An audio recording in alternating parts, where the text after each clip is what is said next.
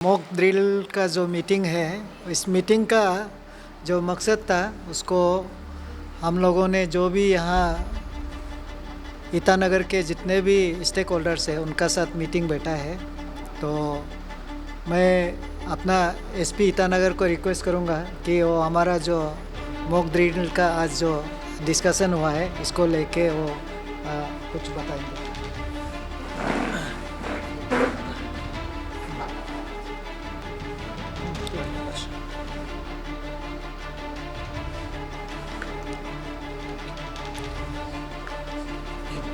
Thank you DC साहब। Good afternoon to all of you.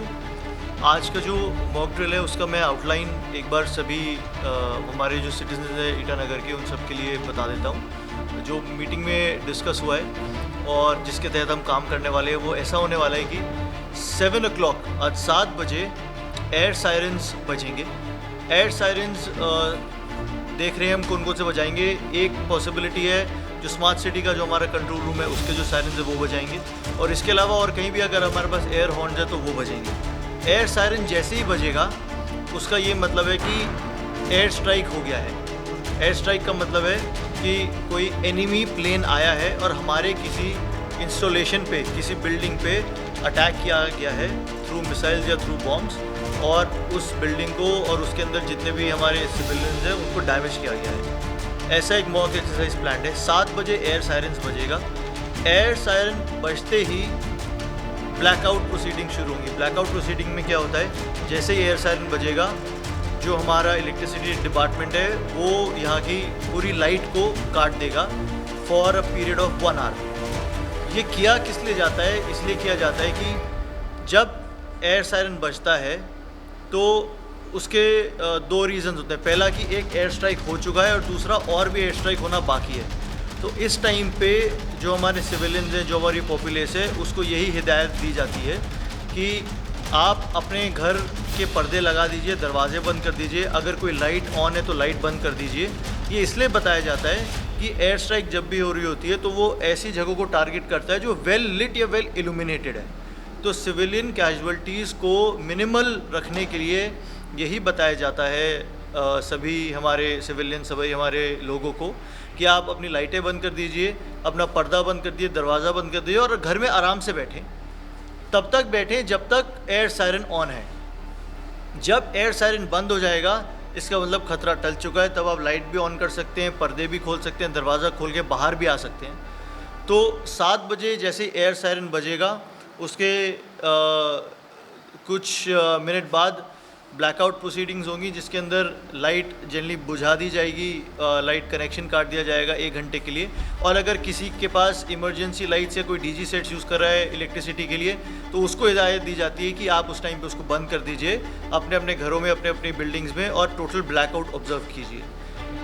जैसे ही blackout हो जाएगा उसके साथ साथ ही इंटरनल गवर्नमेंट मशीनरी में एक मैसेज हमारे WT मैसेज से आ जाएगा कि कहाँ एयर स्ट्राइक हुआ है और क्या कंडीशन है। जैसे ही वो इन्फॉर्मेशन हमारे कंट्रोल रूम के पास आएगी, हम डिस्ट्रिक्ट एडमिनिस्ट्रेशन की तरफ से एक PRO भी रहेंगे जो मीडिया में भी इस चीज़ को बताएंगे कि ऐसा ऐसा एक इवेंट हुआ है, ऐसा ऐसा एक एयर स्ट्राइक हुआ है, ऐसी जगह पे हुआ है। तो उस एरिया को सिविलियंस अभी अवॉइड करें और वहाँ पे रेस्क्यू ऑपरेशंस शुरू होने वाले हैं।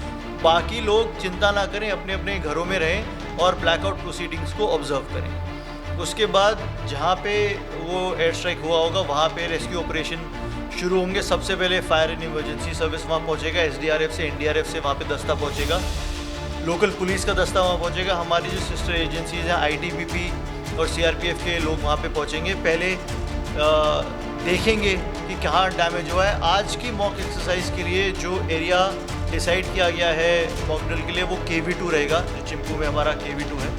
तो वहाँ पहुँच के डैमेज देखा जाएगा। पहले बिल्डिंग को डैमेज देखा जाएगा कि उसके अंदर कैसे घुसा जा सकता है। वो असर्टन करके अंदर जाके जो कैजुअल्टीज़ हैं, इंजर्ड कितने हैं या फिर अनफॉर्चुनेटली डेड कितने हो गए, उसको एग्जामिन किया जाएगा। मेडिकल सर्विसेज वहाँ पे पहुँचेंगी, एम्बुलेंसेज में उनको डाला जाएगा। और उसके बाद पहले तो आग लगी होगी तो फायर इमरजेंसी सर्विस पहले आग बुझाएगा, फिर एंट्री करेंगे हमारे रेस्क्यू ऑप्स के जितने भी दस्ते हैं, उसमें से फिर बाहर निकाला जाएगा उनको, जो इंजर्ड या जो कैजुअल्टी हो गई उनको। और उनको उनके हालात देखते हुए अलग अलग जगह पे मेडिकल सेंटर्स पे ले जाया जाएगा।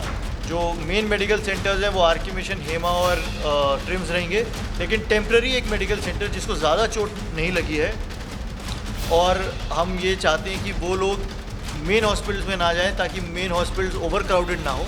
इसलिए जिनको ज़्यादा चोट नहीं लगी है उनको टेम्प्रेरी मेडिकल सेंटर में ले जाया जाएगा, जो चिंपू बटालियन जो हमारा है वहाँ के जो ओपन ग्राउंड है वहाँ पे सेटअप किया जा रहा है। सिमिलरली जिन लोगों को रिहैबिलिटेशन की या फूड एंड सिविल सप्लाईज़ की ज़रूरत है वो भी बटालियन में ले जाया जाएगा। वहाँ पे कुछ बिल्डिंग्स ईयरमार्क कर रहे हैं हमारे SDRF के स्टाफ, वहाँ पे उनको ले जाया जाएगा, वहाँ पे उनको रिहैब दिया जाएगा और डिस्ट्रिक्ट एडमिनिस्ट्रेशन की तरफ से उनको फूड एंड सिविल सप्लाईज़ दिया जाएगा। ये पूरी एक्सरसाइज जब तक चलेगी तब तक ट्रैफिक का जो अरेंजमेंट है वो भी इन प्लेस रहेगा, क्योंकि जिन एम्बुलेंसेस में लोगों को भर के हॉस्पिटल्स ले जाना है तो उनको ग्रीन कॉरिडोर की ज़रूरत पड़ेगी, तो हमारा जो ट्रैफिक का स्टाफ है वो भी उस टाइम पे मुस्तैद रहेगा। पूरी एक्सरसाइज ब्रॉडली 1 से सवा घंटे चलेगी। ये अभी हमारा मॉक ड्रिल का प्लान है, जिसके बाद 9 साढ़े 9 बजे के आसपास हमारा डिब्रीफिंग होगा। Thank you so much.